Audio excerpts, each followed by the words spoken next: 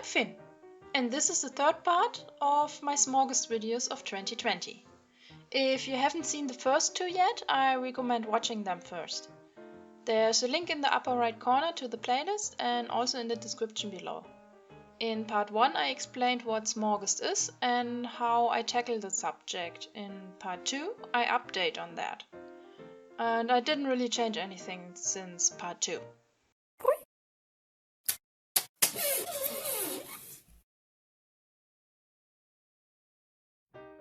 Okay, let's get right into it. The first dragon of the video is the 17th in total. I took inspiration from a snake. I wanted to do a noodly dragon that's not as thin and better placed composition-wise on the page than the last one, the Asian dragon. I had some reference pictures open of cobras because I decided that the wings should also be some sort of shield.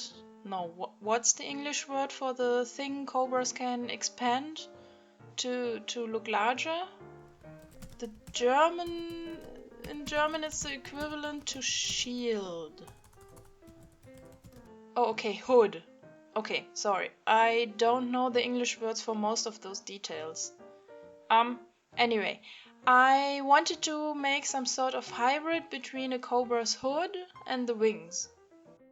I thought it might look cool and it's a way to incorporate more of those snake aspects. But in the end, I think it looks like she makes the na na na na na sound with her hand on the ears and the tongue out. You know what I mean? But I noticed that after I finished the whole thing, so yeah, it is what it is. I gave her some spikes on the back to make her look more like a dragon and less than a weird snake. But now, together with the coloring, she reminds me of a rocker.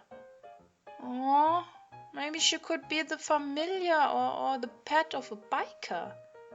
Oh, now I imagine her being a small snack dragon, like no more than a meter long, and quite cuddly for warmth of a human.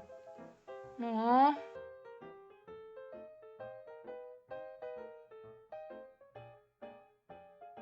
Okay, for the next one, the 18th dragon, I took a prompt suggestion from Damuni. Dragon of transparent tentacles or an octopus dragon. I tried to combine them both, but it didn't turn out as planned. I wasn't sure about the design, so I tried first different design possibilities. Most of them look like Cthulhu, so I decided against the octopus head and took the beak of an octopus instead for the head. I made the wings from tentacles with membranes between them. Some octopus have that. Well, not the wings, the membranes, of course. Okay, my initial thought was to make the dragon translucent, so you would be able to see the tentacles behind him. But in the end I decided against that, because it's confusing enough with all those tentacles everywhere. It would be even harder to read if you could also see the stuff behind him through. I found this picture on Google and liked the colors so much that I pretty much stole the colors from the picture, just eyedropped them.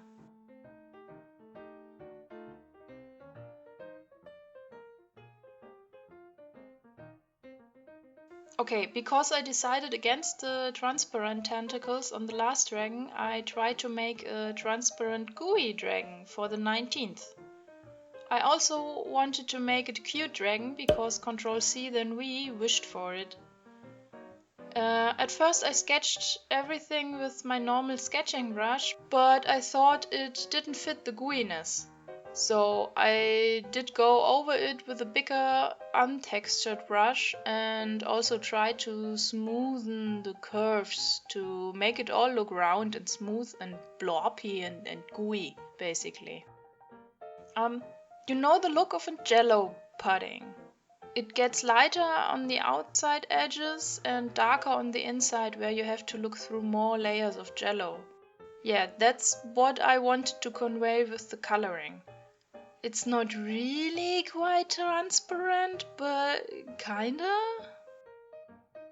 I put some shines on there so it looked wet and more like goo. And that's my baby goo dragon.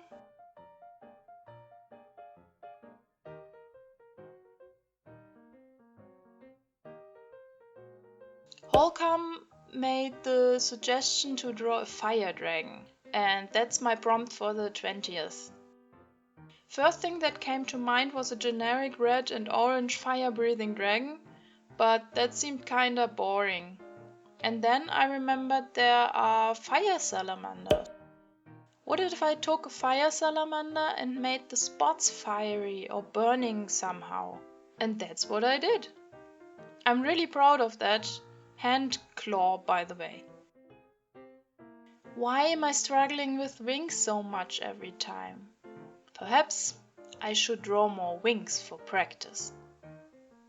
Okay, I painted the spots on a different layer and gave them a contour line so they look like they were glowing.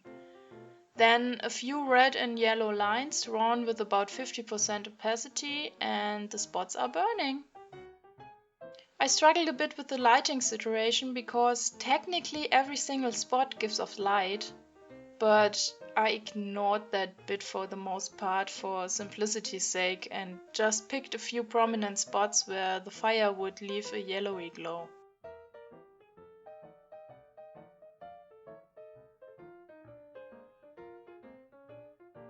For the 21st dragon, I wanted to just draw.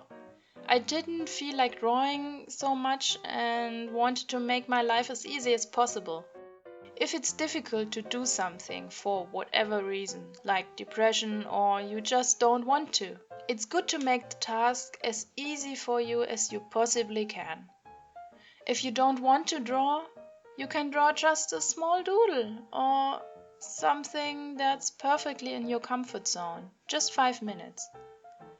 If you don't want to do the dishes, just to do one plate. You still can feel good that you did at least something. And who knows, maybe you can do even a second plate after that. If not, that's fine too. If you do want to draw daily, that's awesome. But don't expect a 3-hour painting to come out of it every day. Okay, that got deep. Back to the dragon. You can see I did different layers for each wing, but in the end I didn't use multiply at all. I just colored in the overlaying parts in a darker color. The colors themselves I eyedropped from an illustration from a different artist. I found Griff Snuff on DeviantArt and I admire her color picking skills. I'll link her down in the description. I wanted to study her coloring choices and that's why I got this reference. It's good to study other artists. Don't copy them, of course, but look at what choices they make and why. So, although I didn't want to draw, I did it anyway, and on top of that, I learned something.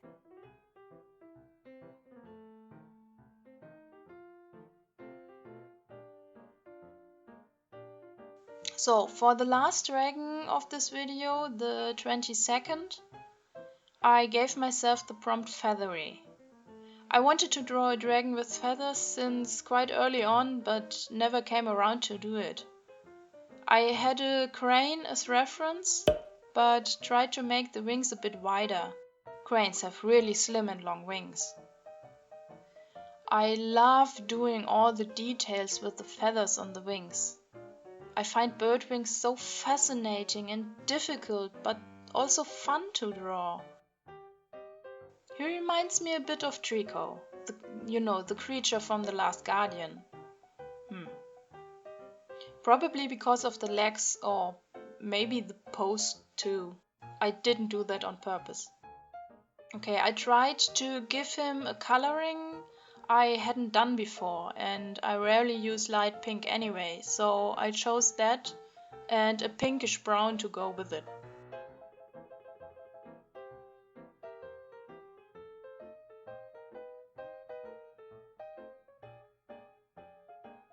Well, all in all, I like how these 6 dragons did turn out, especially the last one.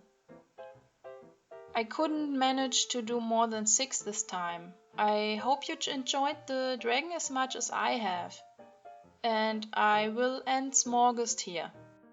By the time the video comes out, it should be the 30th and the month is almost over.